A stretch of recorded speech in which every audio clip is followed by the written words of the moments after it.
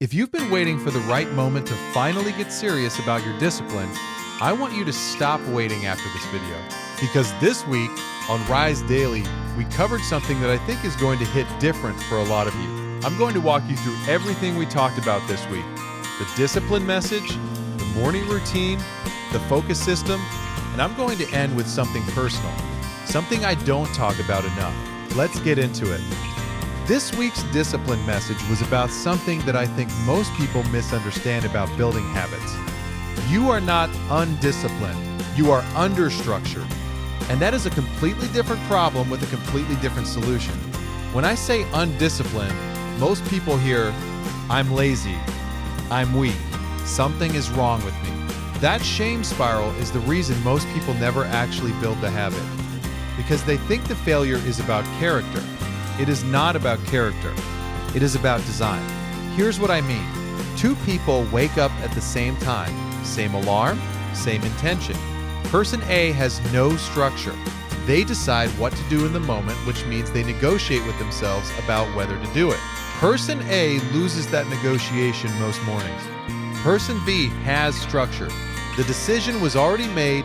The task is already decided. The timer is already set. There is no negotiation because the negotiation happened yesterday. Same person, same alarm, completely different result. That is the discipline gap, and it is not a character gap. It is a system gap. This week, I want you to build one piece of structure, not a full routine, not a life overhaul. One piece of structure that removes one daily decision. We'll talk about what that looks like in the next segment. The morning routine I've been talking about this week is not complicated. It is three things in a specific order. And the order matters more than the things. First, before I touch my phone, I write 3 pages in my journal. Stream of consciousness, no filter, everything that is running in the background of my mind goes onto the page. Anxieties, goals, things I have been avoiding, all of it. By the time I close the journal, my brain has a lane. It is not reacting, it is leading. Second, I write today's one habit on my glassboard, not a to-do list. One habit, the thing that if I do it today means today was a win. I write it on the glass board because visible commitments are harder to ignore than invisible ones. The board sits in my line of sight every session. Every time I sit down to work, the commitment is staring back at me. Third, I set the Pomodoro timer. 25 minutes. One task. Everything else off. That's it. Journal, glassboard, timer. The whole morning routine is 3 tools in one sequence. And here's the thing I want you to understand about this. It is not about the specific tools. It is about the sequence. The sequence removes decision fatigue. Decision fatigue is what kills the morning before it starts. If you wake up and have to decide what to do first, you have already lost half your morning energy to the decision. The sequence decides for you. You just execute.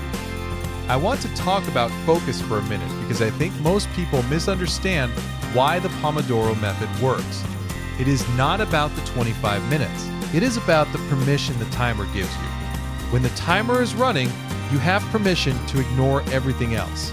The phone, the email, the urge to check one more thing. The timer is the boundary. While it is running, there is only the task. Most people operate all day with no boundaries. Everything is available all the time. Every notification is a potential interruption. Every tab is a potential distraction. And the brain, which is not designed for this kind of constant context switching, loses hours to what feels like work but is not. The Pomodoro timer creates a container. 25 minutes of real, single task, total focus, followed by 5 minutes of real rest. And here is what nobody tells you about this. After about a week of consistent Pomodoro sessions, something shifts. The focus comes faster. The distraction resistance gets stronger. You are not just using a productivity tool, you are training a neurological capacity. Focus is a muscle. The timer is how you train it. I started with 1 Pomodoro session per morning. 25 minutes of actually locked in work before the day's noise arrived.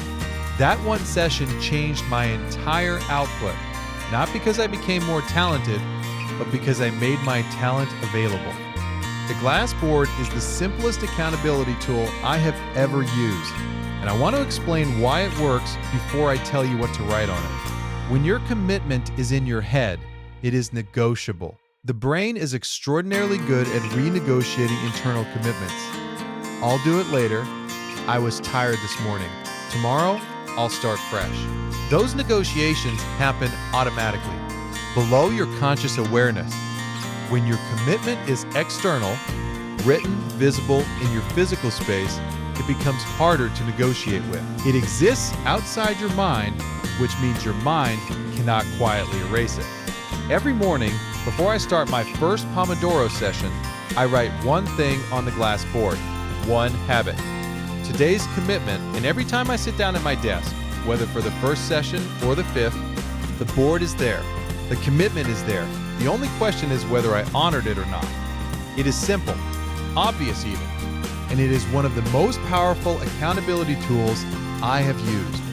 Because the power is not in the board, it is in the daily act of writing the commitment in a place where you cannot pretend it does not exist. This week, I want you to find your version of the glass board. A whiteboard, a sticky note on your monitor, your phone lock screen, wherever you will physically see it multiple times per day. Write the one habit, make it visible, then do it. Everything I have talked about in this video, the morning journal, the glass board habit, the Pomodoro sessions, I built these into a single 30-day system. The 30-day discipline challenge is one daily task every day for 30 days. Each task is connected to one of these systems, and the sequence is designed so that by day 10, you have a morning routine that runs without thinking. By day 20, the identity shift starts to feel real. By day 30, you are not the same person who started. I built this because I needed it myself.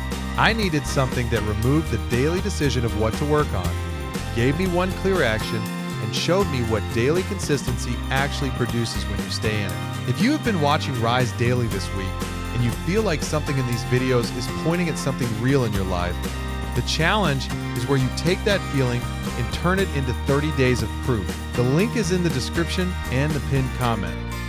Start today, not Monday. The best day to start is always the day you decide.